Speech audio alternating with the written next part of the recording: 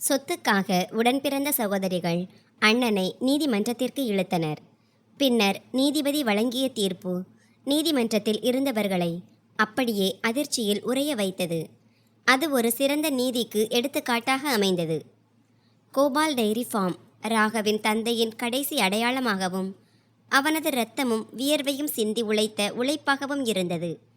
சூரியன் உதிப்பதற்கு முன்பே ராகவின் நாள் தொடங்கிவிட்டது. ராகவ் வாளிகளில் பாலை நிரப்பிக் கொண்டிருந்தான்.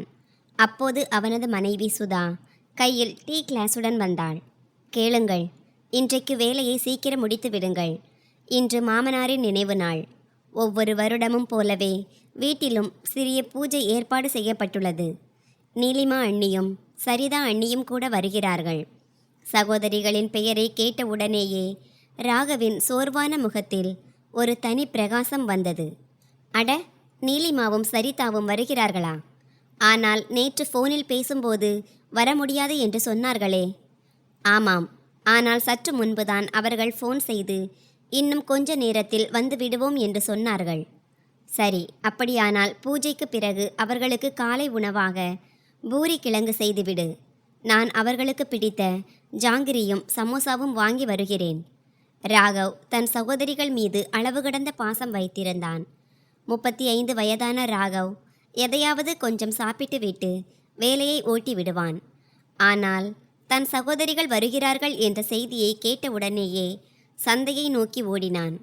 ஆனால் இன்று அவனது சகோதரிகள் வருவதன் பின்னணியில் இருக்கும் உண்மையான நோக்கம் என்னவென்று அவனுக்கு தெரியவில்லை. அம்மா சாவித்ரி தேவி சக்கர நாற்காலியில் அமர்ந்திருந்தார். அவர் நோய்வாய்ப்பட்டிருந்ததோடு நடமாட முடியாத நிலையிலும் இருந்தார். தன் இரு மகள்களான நீலிமாவையும் சரிதாவையும் இத்தனை நாட்களுக்கு பிறகு பார்த்ததும் அவர் முகத்தில் புன்னகை பூத்தது.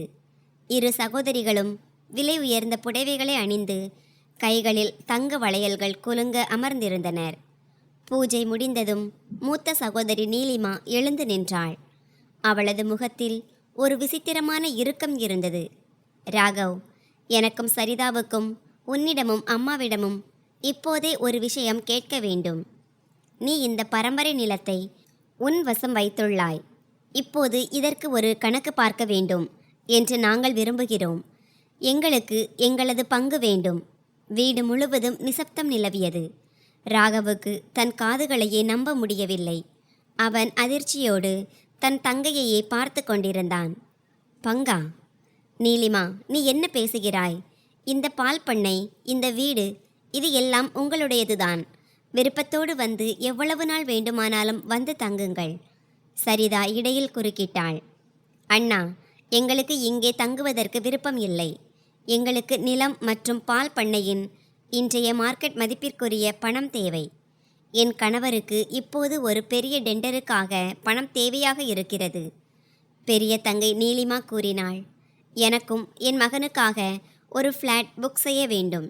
அவன் வளர்ந்து வருகிறான். அவனுடைய எதிர்காலத்திற்காக இப்போதிலிருந்தே யோசித்து செயல்பட வேண்டும். எனவே அப்பாவின் இந்த சொத்தில் எங்களுக்கு பங்கு வேண்டும். ராகவ் திகைத்து போனான். பங்கா? ஆனால் இந்த வீடு நாம் அனைவரும் வாழ்வதற்காக அல்லவா இருக்கிறது. மற்றும் இந்த பால் பண்ணை, அதுவோ எங்களுடைய அன்றாட தேவைகள் மட்டுமே பூர்த்தியாகிறது என்றான். நீலிமா கூறினாள். ராகவ், எங்களை எமோஷனல் பிளாக்மெயில் செய்வதற்கு அவசியம் இல்லை. 2005 வாரிசுரிமை சட்டம் சொல்கிறது, அப்பாவின் சொத்தில் பெண் பிள்ளைகளுக்கு சம உரிமை இருக்கிறது. இந்த நிலம் அப்பாவின் பெயரில் இருக்கிறது. அதனால் இதில் எங்களுக்கும் 1/3 பங்கு உரிமை இருக்கிறது என்றாள். எந்த முகத்தை வைத்துக்கொண்டு நீங்கள் இருவரும் உரிமை கேட்கிறீர்கள்? உங்களுக்கு வெட்கமாக இல்லை?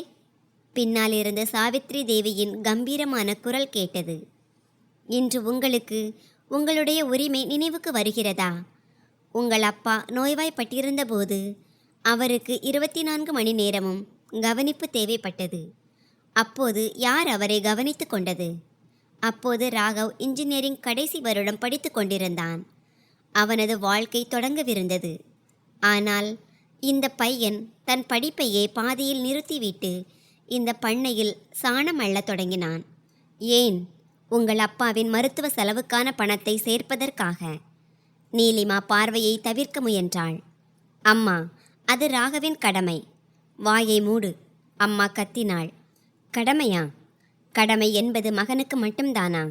இன்றளவும் அவன் தன் வயிற்றை கட்டி லோன் தவணைகளை கட்டி கொண்டிருக்கிறான். என் மருத்துவ செலவிற்காக லட்சக்கணக்கில் செலவு செய்திருக்கிறான். நீங்கள் இருவரும் உங்கள் புகுந்த வீட்டில் தலை நிமிர்ந்து வாழ வேண்டும் என்பதற்காக செய்த கடன் அது.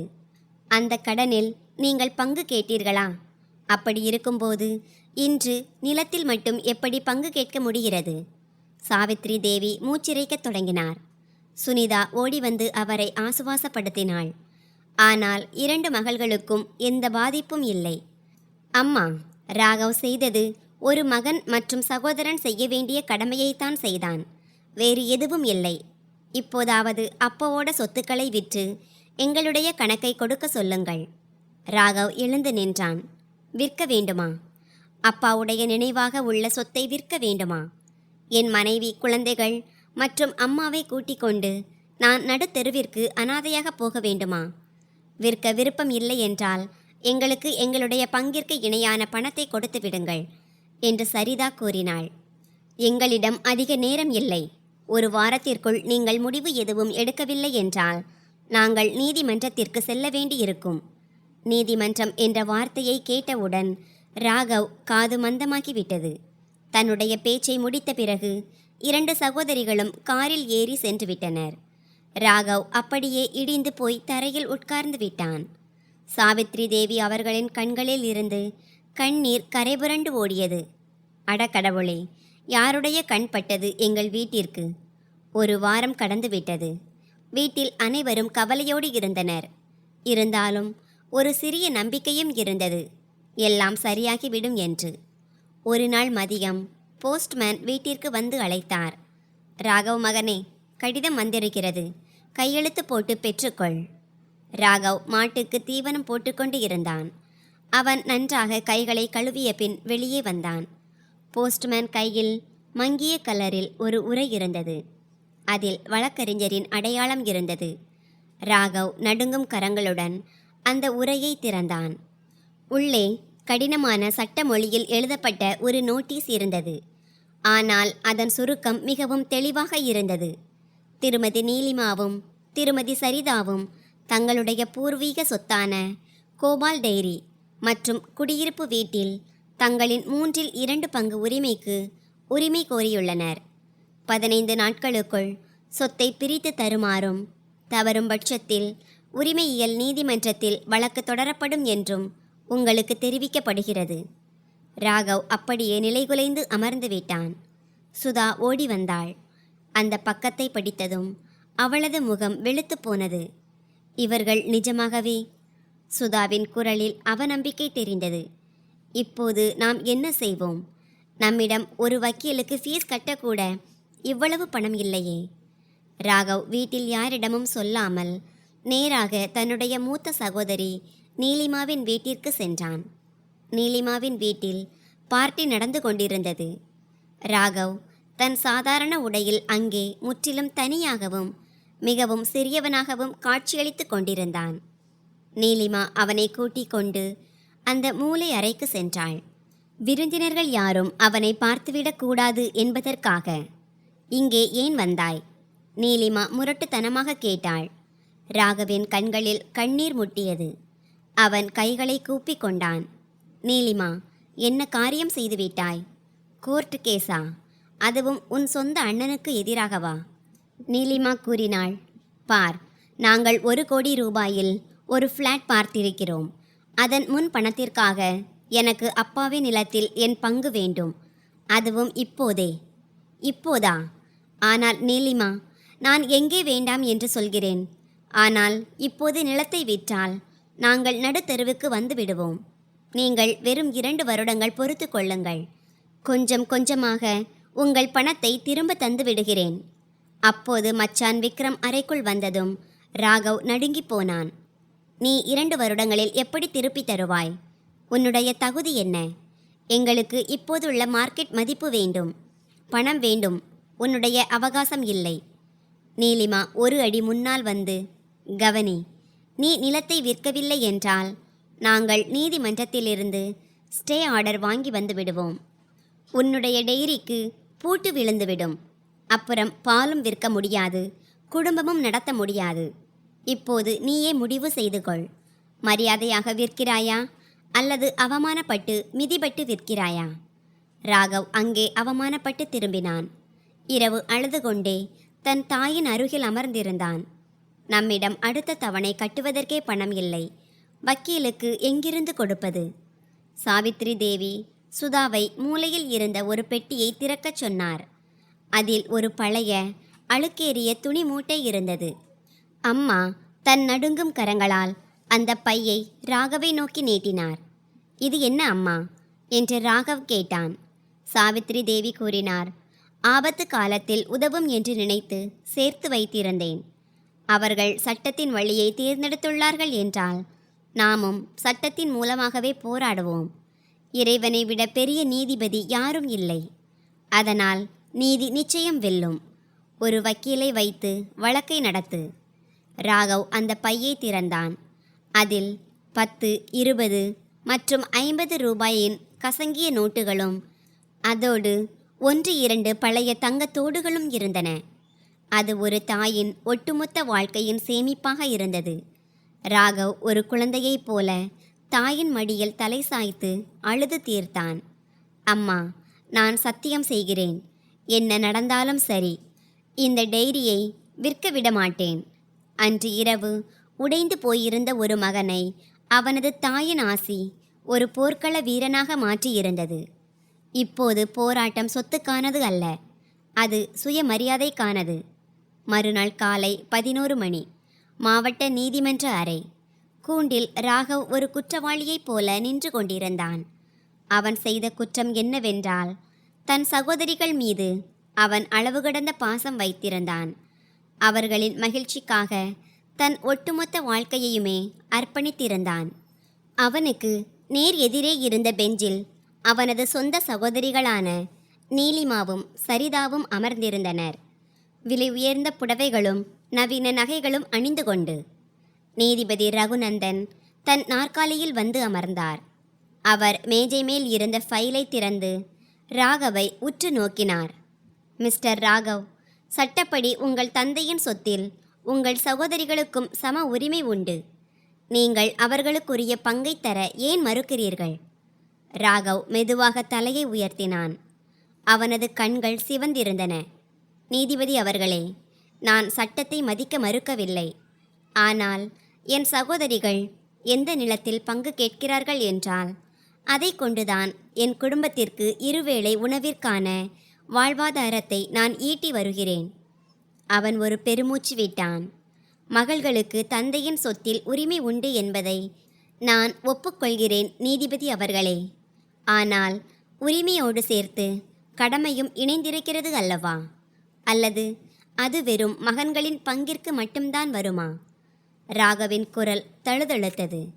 என் தந்தைக்கு கல்லீரல் பாதிப்பு ஏற்பட்ட போது எனக்கு வெறும் 18 வயதுதான்.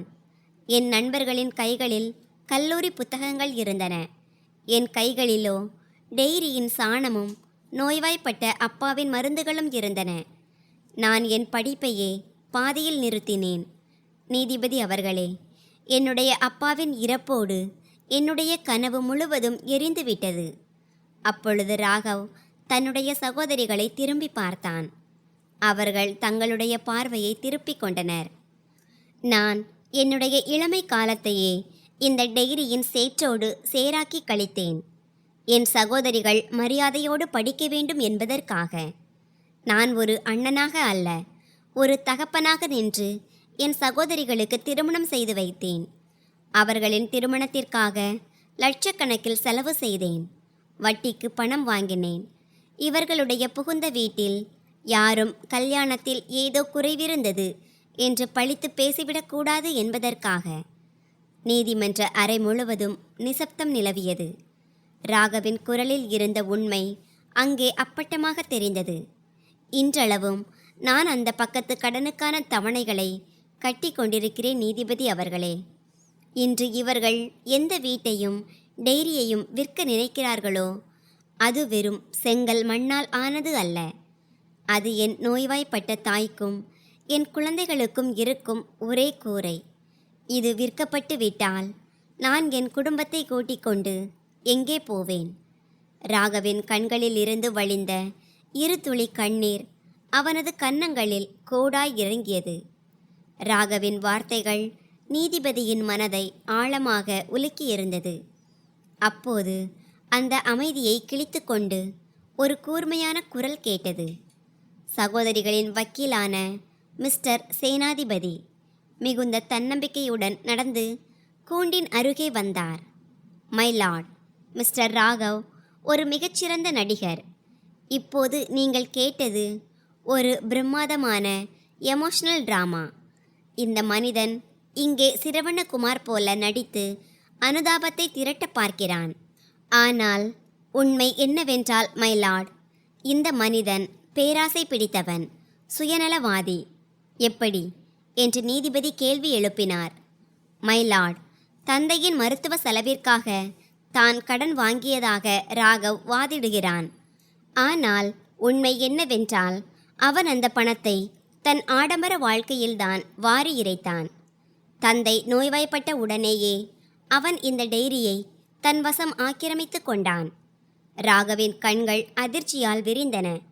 இதைவிட கொடுமையான உண்மை என்னவென்றால் நீதிபதி அவர்களே, தன் சகோதரிகளின் திருமணத்திற்கு பிறகு அவன் தன் நோய்வாய்ப்பட்ட தந்தையை மிகவும் கேவலமாக நடத்தினான். இவர்களுடைய தந்தை தன் உயிரில் தன் மகள்களுக்கும் சம பங்கு கொடுக்க விரும்பினார். ஆனால் ராகவ் அதை நடக்க விடவில்லை. அவன் தன் தந்தைக்கு மருந்துகளை கூட வாங்கி தருவதில்லை. இரவும் பகலும் அவர் மேல் கத்திக்கொண்டே இருப்பான். ராகவ் ஸ்தம்பித்து போனான். பொய், இது அப்பட்டமான பொய். ஆனால் சேனாதிபதி உரத்த குரலில், இவன் தன் சகோதரிகளின் பங்கை ஏமாற்றி பறித்துவிட்டு தானே முதலாளியாக அமரத் துடிக்கிறான். ராகவின் வக்கீல் இதற்கு எதிர்ப்பு தெரிவித்தார். மை லார்ட், இது அவதூறு பரப்புவது ஆகும். இந்த குற்றச்சாட்டுக்கள் அனைத்தும் ஆதாரமற்றவை. என் தரப்பு நியாயவாதியின் எளிய மற்றும் சாதாரண வாழ்க்கை முறையே இதற்கு மிக சிறந்த சான்று. இவனுடைய குழந்தைகள் அரசு பள்ளியில் படிக்கிறார்கள். ஆனால் இவனுடைய சகோதரிகளோ பணக்கார குடியிருப்பு பகுதிகளில் வாழ்வதோடு சொகுசு கார்களிலும் வலம் வருகிறார்கள். நீதிபதி அவர்கள் யோசனையில் ஆழ்ந்தார். சேனாதிபதி தனது வாதத்தை வைத்தார். மை லார்ட், எங்களிடம் சாட்சியம் இருக்கிறது. அதை நாங்கள் அடுத்த விசாரணையில் கொண்டு வருவோம். இந்த ராகவ் வெள்ளை முகமூடி அணிந்த ஒரு நரி. இவன் அவனுடைய அப்பாவை கொஞ்சம் கொஞ்சமாக அழித்தான். ஏனென்றால் அவன் இந்த சொத்து முழுவதையும் முழுமையாக உரிமை கொண்டாட. ராகவுக்கு புத்தி வேலை செய்யவில்லை. நீதிமன்றத்தின் நடுவே தன் ஆடைகள் அனைத்தும் களையப்பட்டு அவமானப்படுத்தப்படுவது போல அவனுக்கு தோன்றியது. எந்த தந்தையின் மலம் மற்றும் சிறுநீரை தன் கைகளால் துடைத்து சுத்தம் செய்தானோ, இன்று அதே தந்தையை சித்திரவதை செய்து கொன்ற பழி அவன் மீது சுமத்தப்பட்டு கொண்டிருந்தது. நீதிபதி ரகுநந்தன் ஃபைலை மூடினார். அவரது பார்வையில் இப்போது அனுதாபத்திற்கு பதிலாக சந்தேகம் குடியேறியிருந்தது. குற்றச்சாட்டுகள் மிகவும் கடுமையானவை. சாட்சிகளும் ஆதாரங்களும் இல்லாமல் நீதிமன்றம் எந்த ஒரு முடிவுக்கும் வர முடியாது. நீதிமன்றத்தின் அடுத்த விசாரணை 15 நாட்களுக்கு பிறகு. ராகவுக்கு தலை சுற்றத் தொடங்கியது. உண்மை இவ்வளவு பலவீனமாகவும் பொய் இவ்வளவு பலமிக்கதாகவும் எப்படி மாறியது என்று அவனுக்கு புரியவில்லை. நீதிமன்ற நடவடிக்கைகள் ஒத்திவைக்கப்பட்ட பிறகு நீலிமாவும் சரிதாவும் நீதிமன்ற வராந்தாவில் வக்கீல் சேனாதிபதியின் பின்னாடியே வந்தனர். நீலிமாவின் முகத்தில் ஒரு பதற்றம் தெரிந்தது. அவள் மெதுவான குரலில் கேட்டாள், வக்கீல் அவர்களே, நீங்கள் நீதிமன்றத்தில் ஏன் இவ்வளவு பெரிய பொய்யை சொன்னீர்கள்? ராகவ் அப்படி எதுவுமே செய்யவில்லையே. சேனாதிபதி சட்டென்று அவர்கள் பக்கம் திரும்பி தந்திரமாக புன்னகைத்து கொண்டே கூறினார், மேடம், வழக்கில் ஜெயிக்க வேண்டும் என்றால் உண்மையை பொய்யாகவும் பொய்யை உண்மையாகவும் மாற்றித்தான் முன்வைக்க வேண்டும். நீதிமன்றத்தில் உணர்வுகள் ஜெயிப்பதில்லை, வாதங்கள்தான் ஜெயிக்கும். உங்களுக்கு என்ன தோன்றுகிறது? நீங்கள் உண்மையை மட்டும் பேசி கேஸை ஜெயித்து விடுவீர்களா நீலிமா பதற்றமடைந்தாள். அவள் சொன்னாள், ஆனால் வக்கீல் சார், உண்மை தெரிய வந்தால் நாம் வசமாக மாட்டிவிடுவோம். சேனாதிபதி முழு நம்பிக்கையோடு பதிலளித்தார். யார் உண்மையை முன்னே கொண்டு வருவார்கள்? உங்கள் நடமாட முடியாத தாய் எப்படி இருந்தாலும் நீதிமன்றத்திற்கு வரப்போவதில்லை. நீங்கள் நிம்மதியாக இருங்கள். நான் ஒன்றும் அனுபவம் இல்லாதவன் அல்ல. வெற்றியை எப்படி கைப்பற்ற வேண்டும் என்று எனக்கு நன்றாகவே தெரியும். ஒரு வாரத்திற்கு பிறகு ராக்கி பண்டிகை வந்தது. ஆனால் ராகவின் வீட்டில் ஒவ்வொரு வருடமும் இருக்கும் அந்த பண்டிகை கால சுறுசுறுப்பு இந்த முறை இல்லை. ராகவ் அதிகாலையிலேயே எழுந்து குளித்து தயாராகிவிட்டான். ராக்கி பண்டிகை என்ற இந்த புனிதமான பண்டிகை ஒருவேளை தன் சகோதரிகளின் மனதை கரைக்கக்கூடும் என்று அவன் நம்பினான். ஒருவேளை அவர்கள் இந்த வழக்கையெல்லாம் மறந்துவிட்டு இன்று தன் அண்ணனின் கையில் ராக்கி கட்ட வந்து விடுவார்கள் என்று எதிர்பார்த்தான். அவன் சந்தைக்கு சென்று இனிப்புகளையும் வாங்கி வந்திருந்தான். மணி நேரங்கள் கடந்தன. ஆனால் யாரும் வரவில்லை. அவனது 8 வயது மகள் பிரியாவும் 6 வயது மகன் சோனுவும் தயாராகி, அப்பா பாருங்கள், அக்கா எவ்வளவு அழகான ராக்கி கட்டியிருக்கிறாள் என்று. ஆனால் அப்பா, உங்கள் கை மட்டும் ஏன் வெற்று கையாக இருக்கிறது? அத்தைகள் ஏன் இன்னும் வரவில்லை? ஒவ்வொரு வருடமும் அவர்கள்தானே எல்லாரையும் விட முதலில் வருவார்கள். ராகவ் தழுதழுத்த குரலில் கூறினான். கண்ணே, உங்கள் அத்தைகளுக்கு இப்போது அண்ணன் வேண்டாம். அவர்களுக்கு பணம் மட்டும்தான் முக்கியம். அவர்கள் இனிமேல் எப்போதும் வரமாட்டார்கள். சொல்லிக் கொண்டிருக்கும் போதே அவனது கண்களில் தேங்கி நின்ற கண்ணீர் சட்டென்று அணையை உடைத்து கொண்டு பெருகி ஓடியது. அவன் தன் மகனை கட்டி அணைத்து கொண்டு தேம்பி தேம்பி அழத் தொடங்கினான். அவனது விக்கல் சத்தம் முற்றம் முழுவதும் எதிரொலித்தது. சுதா சமையலறையிலிருந்து வெளியே வந்தபோது ராகவ் குழந்தைகள் முன்னிலையில் இப்படி உடைந்து போயிருப்பதை பார்த்து பதறிப்போனாள். என்னங்க, இது நீங்கள் என்ன செய்கிறீர்கள்? குழந்தைகள் முன்னிலையில் இப்படி பேசுவது உங்களுக்கு அழகல்ல. அவர்கள் மனதில் ஏன் இப்படிப்பட்ட கசப்பை நிறைக்கிறீர்கள்? ராகவ் சுதாவை பார்த்தான். அவனது கண்கள் சிவந்திருந்தன. பின்பு வேறென்ன சொல்வது சுதா? அவர்கள் வருவார்கள் என்று பொய்யா சொல்கிறாய்? இவ்வளவு தூரம் எதிர்பார்த்து காத்திருந்தேனே. நான் எவ்வளவு பெரிய முட்டாள்! எவர்கள் பண ஆசையினால் என்னை என் சொந்த தந்தையை கொன்ற கொலையாளி என்று சொல்லத் துணிந்தார்களோ அவர்களா இன்று எனக்கு ராக்கி கட்ட வருவார்கள்? ராகவ் அழுது கொண்டே பேசினான். பிரியாவும் சோனுவும் தன் அப்பாவை இந்த நிலையில் பார்த்து மிரண்டு போயினர். அவர்களை பொறுத்தவரை அவர்களின் அப்பா எந்த ஒரு கஷ்டத்தையும் முறியடிக்கும் ஒரு சூப்பர் ஹீரோ. இன்று அந்த சூப்பர் ஹீரோவே திக்கற்று அழுவதை கண்டதும் அவர்களின் உலகமே இடிந்து போனது போல இருந்தது. பின்னர் பிரியா சோனுவின் கையை பிடித்து கொண்டு இருவருமே சத்தமில்லாமல் தங்கள் அறையை நோக்கி ஓடினர். அவர்கள் திரும்பி வந்தபோது அவர்களின் கைகளில் களிமண்ணால் செய்யப்பட்ட 2 சிறிய சிவப்பு நிற உண்டியல்கள் இருந்தன. அது அவர்களின் 1 வருட கால சேமிப்பு. சோனு ராகவின் கண்ணீரை துடைத்தான். அப்பா, தயவு செய்து அழாதீர்கள். பிரியா தனது மழலை தன்மையோடு கூறினாள். அப்பா, நீங்கள் எங்களுடைய உண்டியலை எடுத்துக்கொள்ளுங்கள். இதில் நிறைய பணம் இருக்கிறது.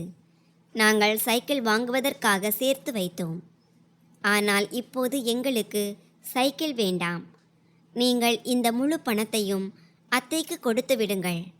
அப்புறம் அவர்களிடம் சொல்லுங்கள், மீண்டும் அவர்கள் உங்களை தொந்தரவு செய்யக்கூடாது என்று. தன் குழந்தைகளின் வார்த்தைகளை கேட்டதும் ராகவின் ஆன்மாவே நடுங்கி போனது. ஒருபுறம் அவனது உடன் பிறந்த சகோதரிகள் பணத்திற்காக தன் அண்ணனின் குடும்பத்தையே நடுத்தெருவுக்கு கொண்டு வர துணிந்திருந்தனர். மறுபுறமோ இந்த அப்பாவி குழந்தைகள் தன் தந்தையின் ஒரு புன்னகைக்காக தங்களின் மிகப்பெரிய கனவான சைக்கிளை தியாகம் செய்ய தயாராக இருந்தனர். ராகவ் 2 குழந்தைகளையும் தன் நெஞ்சோடு சேர்த்து இருக்க அணைத்து கொண்டான். ராகவ் தன் துரதிர்ஷ்டத்தை நினைத்து அழுது கொண்டிருந்தான். அவனது 2 மாசற்ற குழந்தைகளுமோ தங்களின் சூப்பர் ஹீரோவான அப்பா அழுகிறார் என்பதற்காக அழுது கொண்டிருந்தனர். 15வது நாள் நீதிமன்ற நடவடிக்கைகள் மீண்டும் தொடங்கின. இன்று நீலிமாவின் முகத்தில் ஒரு தனி பிரகாசம் தெரிந்தது. இன்றோடு எல்லாவற்றையும் முடித்துவிட்டுத்தான் ஓயப் போகிறோம் என்ற திமிர் அதில் இருந்தது. வக்கீல் சேனாதிபதி முன்னால் வந்தார். மை லார்ட், கடந்த முறை பிரதிவாதி ராகவ் தன் சூழ்நிலையையும் தியாகத்தையும் வைத்து ஒரு பெரிய நாடகத்தை அரங்கேற்றினார். ஆனால் இன்று நான் இந்த நீதிமன்றத்தின் முன்னிலையில் ஒரு நேரில் கண்ட சாட்சியை நிறுத்தப் போகிறேன். அவர் ராகவின் இந்த சிரவணகுமார் வேடத்தை முற்றிலுமாக கலைத்து விடுவார். சேனாதிபதி பின்னால் திரும்பி பார்த்து உரத்த குரலில் அழைத்தார். மிஸ்டர் அவதேஷ், கூண்டிற்கு வாருங்கள். பக்கத்து வீட்டுக்காரரான அவதேஷ் மெதுவாக நடந்து கூண்டிற்குள் வந்தார். இந்த அவதேஷின் வீட்டு சுவர்தான் ராகவின் வீட்டோடு ஒட்டி இருந்தது. ராகவ் அவரை பார்த்தவுடனேயே கைகளை கூப்பினான். ஆனால் அவதேஷோ ராகவை ஒரு நச்சு பார்வையோடு பார்த்தார். ராகவின் டெய்ரி மூடப்பட வேண்டும் என்று அவர் எப்போதுமே விரும்பினார். அப்போதுதான் அந்த சாணத்தின் துர்நாற்றத்தை தான் சகித்துக்கொள்ள வேண்டியிருக்காது என்று நினைத்தார். அவருக்கு இன்று ஒரு பொன்னான வாய்ப்பு கிடைத்திருந்தது. வக்கீல் சேனாதிபதி கேட்டார். அவதேஷ் அவர்களே, நீங்கள் ராகவின் வீட்டிற்கு நேர் பக்கத்து வீட்டில்தான் வசிக்கிறீர்கள். தீனதயாள் அவர்களின் நோய்மை காலத்தின் போது நீங்கள் என்னென்ன பார்த்தீர்கள் மற்றும் கேட்டீர்கள்? ராகவ் நிஜமாகவே அவரை நன்றாக கவனித்து கொண்டாரா?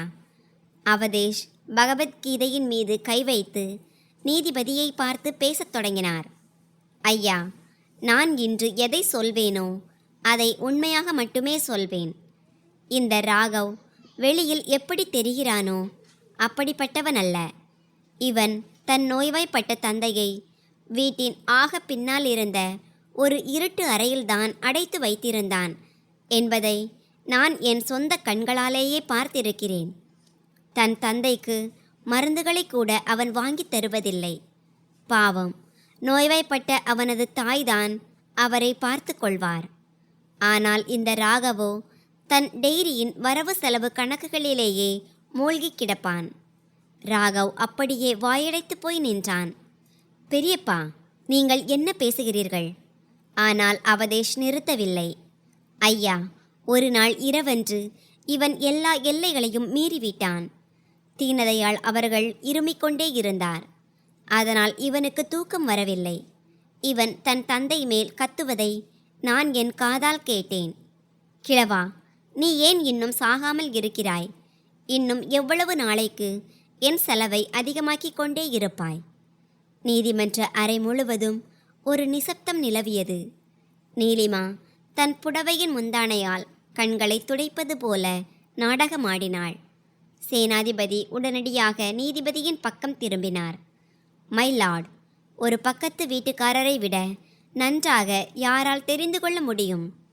அவதேஷ் அவர்களுக்கு ராகவோடு எந்த பகையும் இல்லை. அப்படி இருக்க அவர் ஏன் பொய் சொல்லப் போகிறார்? ராகவ் தன் தந்தையை சித்திரவதை செய்துள்ளான் என்பதும், தன் சகோதரிகளை அவர்களின் சட்டப்பூர்வமான உரிமையிலிருந்து வஞ்சித்திருக்கிறான் என்பதும் இதன் மூலம் தெளிவாகிறது. ராகவ் கூண்டை கெட்டியாக பிடித்து கொண்டு கத்தினான். பொய், எல்லாம் பொய். நீதிபதி அவர்களே, அவதேஷ் பெரியப்பா பொய் சொல்கிறார். நான் என் அப்பாவை என் மடியில் கிடத்தி குளிப்பாட்டி இருக்கிறேன். எல்லா மருந்துகளையும் சரியான நேரத்திற்கு கொடுத்திருக்கிறேன். அவரது உடல் நிலையை தேற்றுவதற்கு என்னால் முடிந்த அனைத்து முயற்சிகளையும் செய்திருக்கிறேன். ஆனால் அவதேஷின் சாட்சியத்திற்கு முன்னால் ராகவின் குரல் பலவீனமாக ஒலித்தது. அவதேஷ் தன் பேச்சை இவ்வாறு முடித்தார். தீனதயாள் அவர்கள் தன் உயிலை எழுதத்தான் விரும்பினார். தன் 3 குழந்தைகளுக்கும் சமமாக பிரித்து கொடுக்க நினைத்தார்.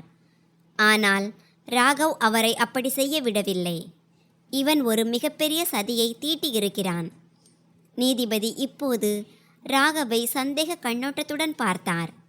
ஒரு பொதுவான சாட்சி, அதுவும் பக்கத்து வீட்டுக்காரர், இப்படி ஒரு விஷயத்தை கூறும்போது அதை அலட்சியப்படுத்த முடியாது அல்லவா? நீதிபதி கடுமையான தொனியில் ராகவை பார்த்தார். ஒருவேளை நீங்கள் மறைந்த தீனதயாள் அவர்களிடம் நிஜமாகவே கொடுமையாக நடந்து கொண்டிருந்தால் சொத்து உரிமையை மறந்துவிடுங்கள். உங்கள் மீது குற்றவியல் வழக்கும் தொடரப்படலாம். நீதிபதி சுத்தியலை எடுத்தார். நீதிமன்றம் இந்த வழக்கின் அடுத்த விசாரணைக்காக மீண்டும் 15 நாட்கள் அவகாசம் அளிக்கிறது. நீதிமன்ற நடவடிக்கைகள் ஒத்திவைக்கப்பட்டன.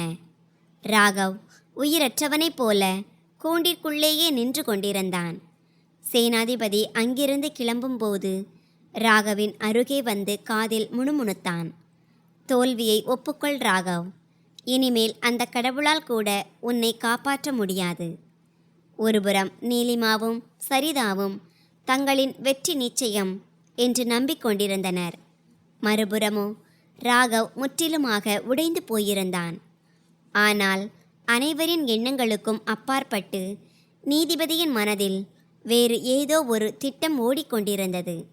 அதை யாரும் அறிந்திருக்கவில்லை. ராகவ் நிராசையுடனும் திக்கற்றும் தன் வீட்டிற்கு திரும்பினான். அன்று மாலை ராகவ் வழக்கம் போல தன் மோட்டார் சைக்கிளில் வீடு வீடாக பால் வழங்குவதற்காக சென்றான். மறுபுறம் வீட்டில் மருமகள் சுதா தனது மாமியார் சாவித்திரி தேவியின் வீங்கிய கால்களுக்கு எண்ணெய் தேய்த்து மசாஜ் செய்து கொண்டிருந்தாள். அப்போது வாசற்கதவில் ஒரு தட்டல் சத்தம் கேட்டது. அங்கே 40-42 வயது மதிக்கத்தக்க ஒரு நபர் நின்று கொண்டிருந்தார். சாதாரண பேண்ட் ஷர்ட் அணிந்து கையில் ஒரு கருப்பு டைரியை வைத்திருந்தார். அவர்தான் புலனாய்வு அதிகாரி அரவிந்த். வழக்கின் உண்மை தன்மையை கண்டறிய நீதிபதி ரகுநந்தன் அவர்களால் அவர் அனுப்பப்பட்டிருந்தார். தன் உண்மையான அடையாளத்தை யாருக்கும் வெளிப்படுத்தாமல் முழு விசாரணையையும் செய்ய வேண்டும் என்று அவருக்கு உத்தரவிடப்பட்டிருந்தது. ஐயா, யாரை பார்க்க வேண்டும் என்று சுதா எழுந்து நின்று தயக்கத்துடன் கேட்டாள். அரவிந்த் மிகவும் நம்பிக்கையான குரலில் கூறினார், நான் ஒரு வழக்கறிஞர். ராகவ் இந்த வழக்கை பற்றி என்னிடம் உதவி கேட்டிருந்தார். அதனால்தான் வழக்கின் பின்னணியை இன்னும் ஆழமாக புரிந்து கொள்ள நான் வந்திருக்கிறேன். சுதா வேக வேகமாக ஒரு நாற்காலியை கொண்டு வந்து முற்றத்தில் போட்டாள். வாருங்கள் வக்கீல் அவர்களே. அவர் இன்னும் வரவில்லை.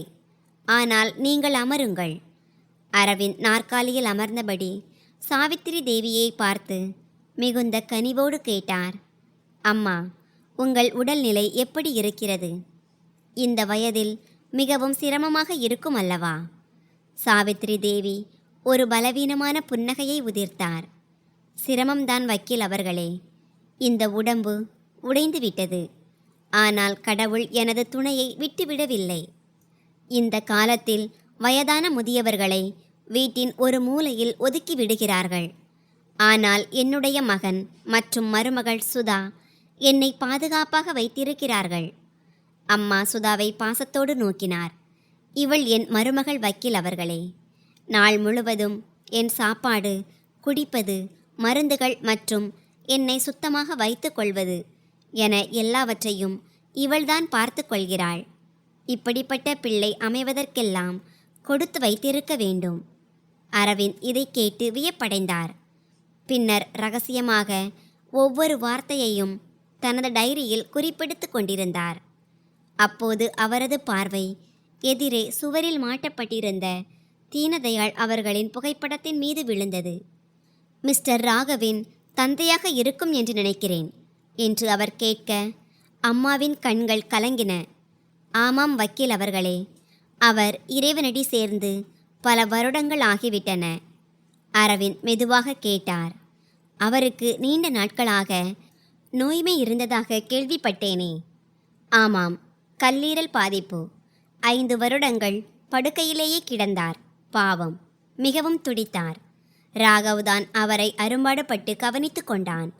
இரவு முழுவதும் தூங்காமல் அவர் அருகிலேயே அமர்ந்திருப்பான். மருத்துவமனையில் பல மாதங்கள் அவரோடையே தங்கியிருந்தான். முதலில் அப்பாவை கவனித்து கொண்டான். இப்போது இந்த வயதான தாயை கவனித்து கொள்கிறான். பாவம், அந்த அப்பாவி மகனின் மேல் வெறும் சேவை செய்ய வேண்டும் என்று மட்டும் எழுதியிருக்கிறதோ என்னவோ.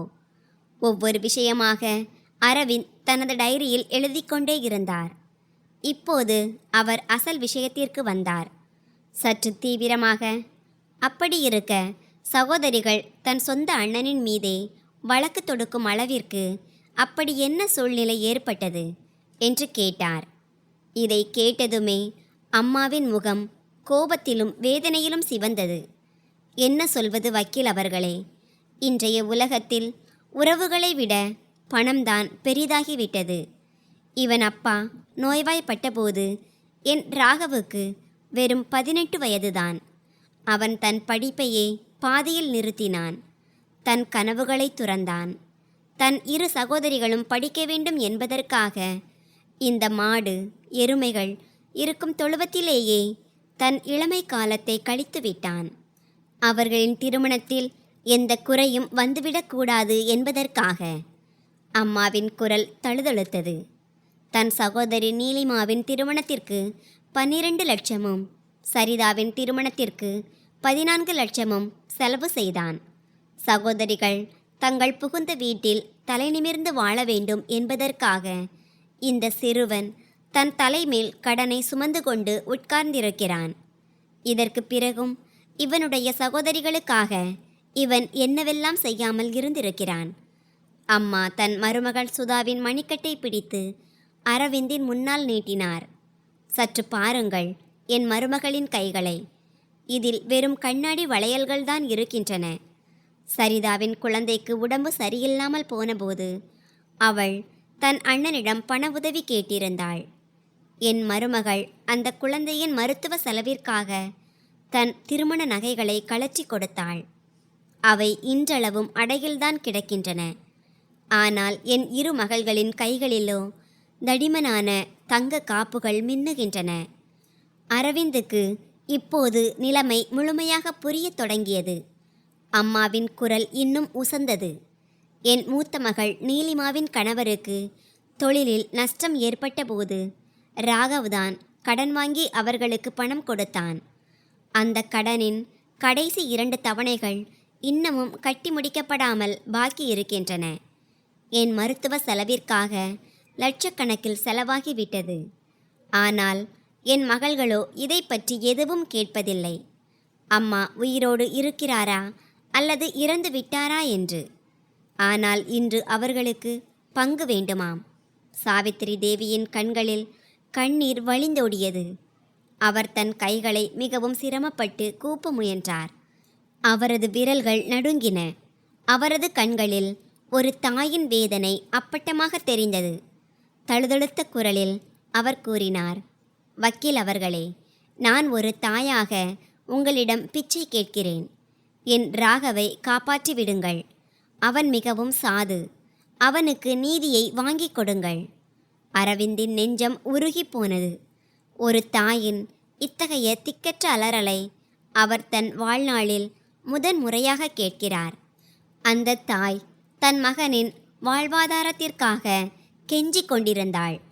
அவர் உடனடியாக கைகளை கூப்பியபடி எழுந்து நின்றார். அவரது கண்களிலும் கண்ணீர் முட்டியிருந்தது.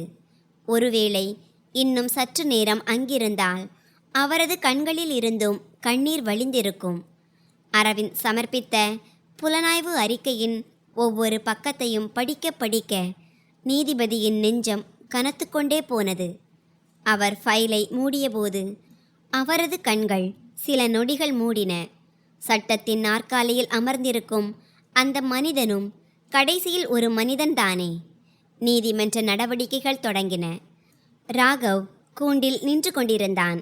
முகம் வாடி, கண்கள் குழி விழுந்து, உடம்பு முற்றிலும் சோர்வடைந்து போயிருந்தது. வக்கீல்களின் தினசரி கட்டணம் மற்றும் நீதிமன்றத்தின் அலைச்சல்கள் அவனை பொருளாதார ரீதியாகவும் மன ரீதியாகவும் முற்றிலுமாக உடைத்திருந்தன. நீதிபதி ரகுநந்தன் தன் இருக்கையில் அமர்ந்த உடனேயே ராகவ் கைகளை கூப்பிக் கொண்டான். அவனது குரலில் ஒரு விசித்திரமான அமைதி இருந்தது. மை லார்ட், நான் தோல்வியை ஒப்புக்கொள்கிறேன். எனக்கு இனி வக்கீலும் வேண்டாம், வாதங்களும் வேண்டாம். என் சகோதரிகள் எதை கேட்கிறார்களோ அதை அவர்களுக்கு தர நான் தயாராக இருக்கிறேன். வீடு, டெய்ரி என எல்லாவற்றையும் நான் அவர்கள் பெயரிலேயே எழுதி வைத்து விடுகிறேன். தயவுசெய்து இந்த தினசரி நாடகத்திலிருந்து எனக்கு விடுதலை மட்டும் கொடுத்து விடுங்கள். இதை கேட்டதுமே நீலிமா மற்றும் சரிதாவின் முகங்களில் ஒரு கொடூரமான புன்னகை அரும்பியது. வக்கீல் சேனாதிபதி தன் நாற்காலியிலிருந்து துள்ளி குதித்து எழுந்து கூறினார், மை லார்ட், பிரதிவாதியே இதற்கு சம்மதித்து விட்ட பிறகு இனி நீதியை நிலைநாட்டுவதில் ஏன் தாமதம்? தயவு செய்து சொத்தை பிரித்து தருவதற்கான உத்தரவை உடனடியாக பிறப்பியுங்கள். நீதிபதி ரகுநந்தன் தன் கண்ணாடியை கழற்றிவிட்டு தன் கூர்மையான பார்வையை நீலிமா மற்றும் சரிதாவின் மீது பதித்தார். சேனாதிபதி அவர்களே, நீதிமன்றம் வெறும் வாதங்களை மட்டும் வைத்துக்கொண்டு இயங்குவதில்லை. இந்த வழக்கின் முழு உண்மையும் நீதிமன்றத்தின் முன்னால் வர வேண்டும் என்பதற்காக கடந்த வாரம் இந்த வழக்கை பற்றி ஒரு இரகசிய விசாரணை நடத்தப்பட்டது. நீதிமன்ற அறை முழுவதும் ஒரு மயான அமைதி நிலவியது. நீலிமா மற்றும் சரிதாவின் முகங்களில் ஈ ஆடவில்லை. பயத்தில் முகம் வெளுத்து போனது. அதிர்ச்சியோடு அவர்கள் ஒருவரை ஒருவர் பார்த்து கொண்டனர். நீதிபதி தொடர்ந்து பேசினார். அந்த இரகசிய விசாரணையில் திருமதி நீலிமா, திருமதி சரிதா மற்றும் அவர்களின் வக்கீல் மிஸ்டர் சேனாதிபதி ஆகியோரால் இந்த நீதிமன்றத்தில் பொய் வாதங்களும் பொய் சாட்சிகளும் சமர்ப்பிக்கப்பட்டுள்ளது என்பது வெளிச்சத்திற்கு வந்துள்ளது. எந்த அண்ணனின் மீது எல்லாவற்றையும் ஆக்கிரமித்து கொண்டான் என்று பழி சுமத்தப்படுகிறதோ அவன் நிஜமாகவே ஒரு தெய்வம் போன்றவன். இதை கேட்டு ராகவ் திகைத்து போனான். இப்படி ஒரு இரகசிய விசாரணை எப்போது நடந்தது என்பது அவனுக்கே தெரிந்திருக்கவில்லை. நீதிபதி மேலும் கூறினார், மனிதர்கள் நோய்வாய்ப்பட்ட பெற்றோர்களை ஒரு சுமையாக நினைத்து கைவிடும் இந்த உலகத்தில் ராகவும் அவனது மனைவியும் தங்களின் நடமாட முடியாத தாயை கடவுளைப் போல கவனித்து வருகிறார்கள்.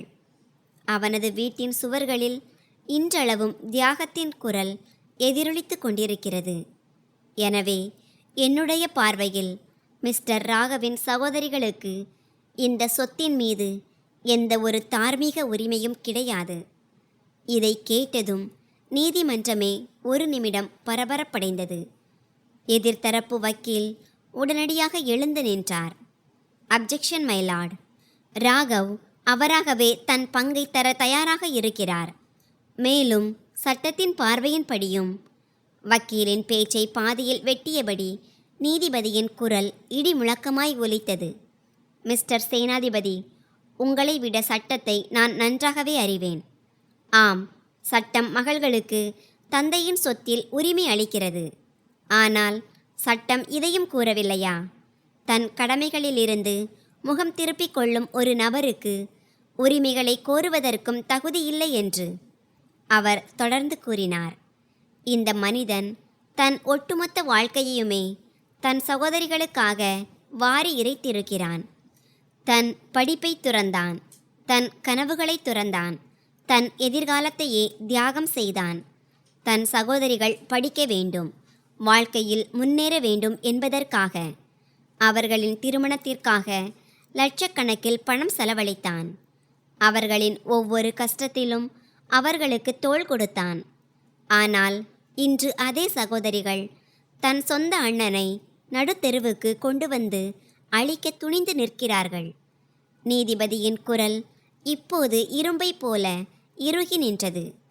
அவர் நீலிமாவையும் சரிதாவையும் உற்று நோக்கி பேசினார். ராகவ் தனக்கே பொருளாதார நெருக்கடி இருந்த போதிலும், சரிதா அவர்களே, உங்கள் மகனின் அறுவை சிகிச்சைக்காக பணம் தரவில்லையா? அதற்காக அவர் தன் மனைவியின் நகைகளை அடகு வைக்கவில்லையா? மற்றும் நீலிமா அவர்களே, உங்கள் கணவரின் நஷ்டமடைந்த தொழிலை காப்பாற்றுவதற்காக அவர் தன் தலைமேல் ஒரு பெரிய கடன் மலையை சுமக்கவில்லையா? நீலிமா மற்றும் சரிதாவின் முகங்கள் அப்படியே வெளுத்து போயின. நீதிமன்றம் உங்களிடமிருந்து பதிலை எதிர்பார்க்கிறது. நீதிபதி கம்பீரமான குரலில் கேட்டார். உங்கள் அண்ணன் உங்களுக்காக இதையெல்லாம் செய்தாரா இல்லையா? ஆமாம் நீதிபதி அவர்களே. நீலிமாவும் சரிதாவும் தழுதழுத்த ஒடுக்கப்பட்ட குரலில் ஒப்புக்கொண்டனர். பின்னர் நீதிபதி மிகுந்த கடுமையோடு பேசினார். இன்றளவும் அந்த கடன்கள் அனைத்தும் ராகவின் தலைமேல்தான் இருக்கின்றன. ஆனால் நீங்கள் இருவரும் இங்கே வந்து சொத்து பங்கை பற்றி பேசிக் கொண்டிருக்கிறீர்கள். உங்களுக்கு வெட்கமாக இல்லை? வக்கீல் சேனாதிபதி நிலைமையை கட்டுக்குள் கொண்டு வர முயன்றார். ஆனால் மைலார்ட், சட்டத்தின்படி மகள்களுக்கு சொத்தில் சமபங்கு உண்டு. நீதிபதி ரகுநந்தன் மேஜை மேல் பலமாக தட்டினார். மிஸ்டர் சேனாதிபதி, சட்டம் என்பது வெறும் உரிமைகளுக்காக மட்டுமல்ல, நீதியை பாதுகாப்பதற்காகவும் உருவாக்கப்பட்டது. இருப்பினும் மிஸ்டர் ராகவ் அவர்களே, இதற்கு தயாராக இருக்கும் பட்சத்தில் நீதிமன்றம் இந்த சொத்து பிரிவினைக்கு அனுமதி அளிக்கிறது. ஆனால் ஒரே ஒரு நிபந்தனையின் பேரில். சகோதரிகள் இருவரும் அதிர்ச்சியோடு பார்த்தனர். நிபந்தனையா? நீதிபதி புன்னகைத்து கொண்டே கூறினார். ஆம், பூர்வீக சொத்தில் மகள்களுக்கு பங்கு கிடைப்பது கட்டாயம் என்றும், அதற்கு அண்ணனின் சூழ்நிலை எப்படி இருந்தாலும் பரவாயில்லை என்றும் நீங்கள் இருவரும் நம்புவதால், நீதியின் கோட்பாட்டின்படி இதே விதிமுறை உங்களுக்கும் பொருந்தும். நீதிபதி தன் நாற்காலியை முன்னால் நகர்த்தினார். இந்த உத்தரவை பிறப்பிப்பதற்கு முன்பாக உங்கள் கணவன்மார்களின் கையெழுத்து அடங்கிய ஒரு உறுதிமொழி பத்திரம் எனக்கு தேவை.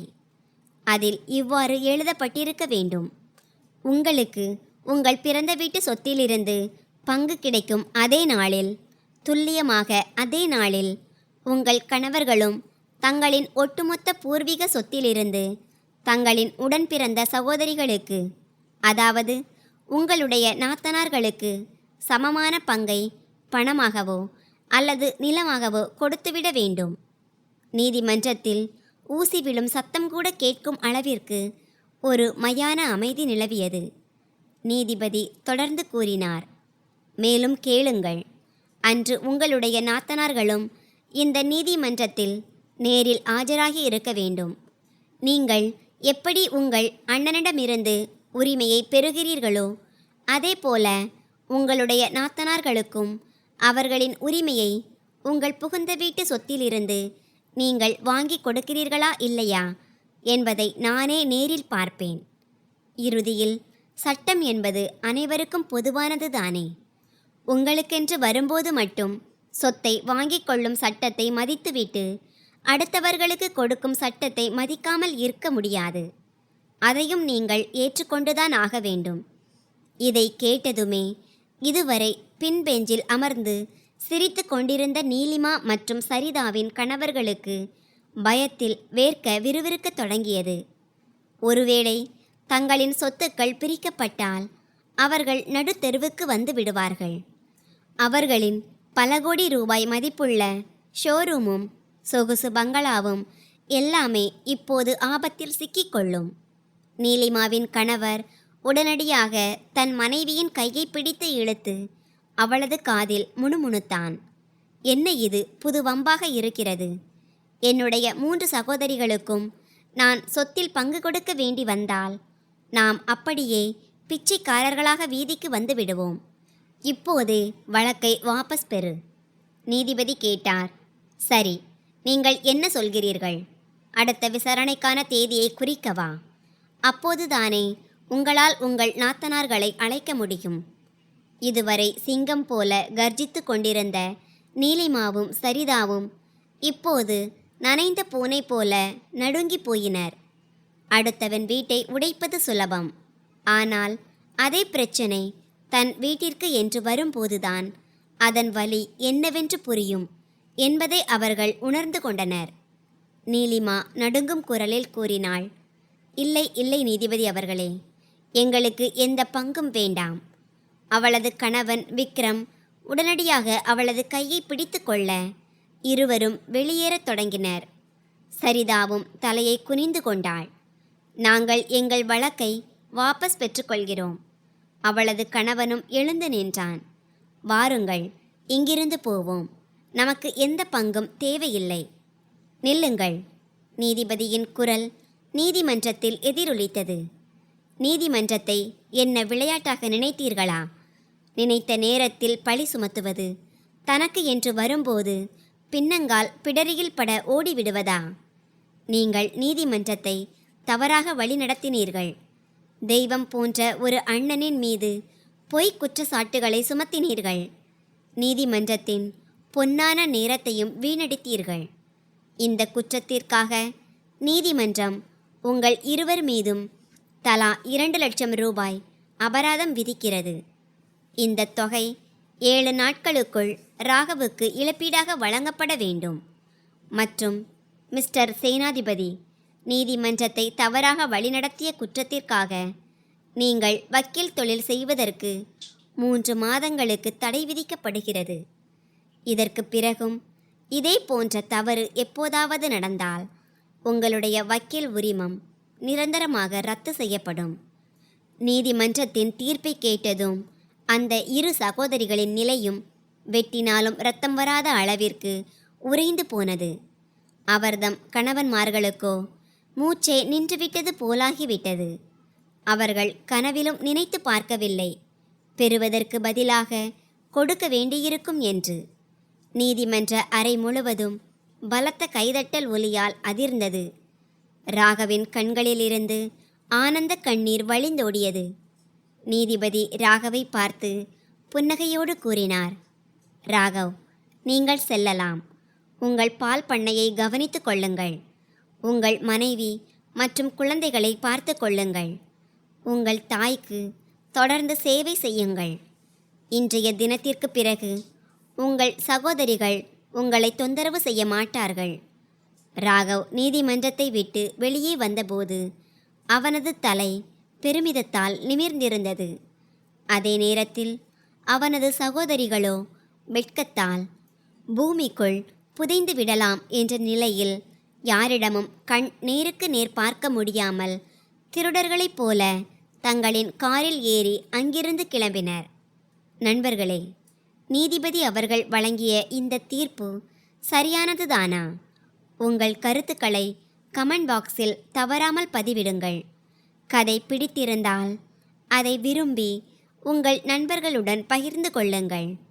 இது போன்ற புதிய சுவாரஸ்யமான கதைகளுக்கு எங்கள் சேனலை சப்ஸ்கிரைப் செய்யுங்கள்.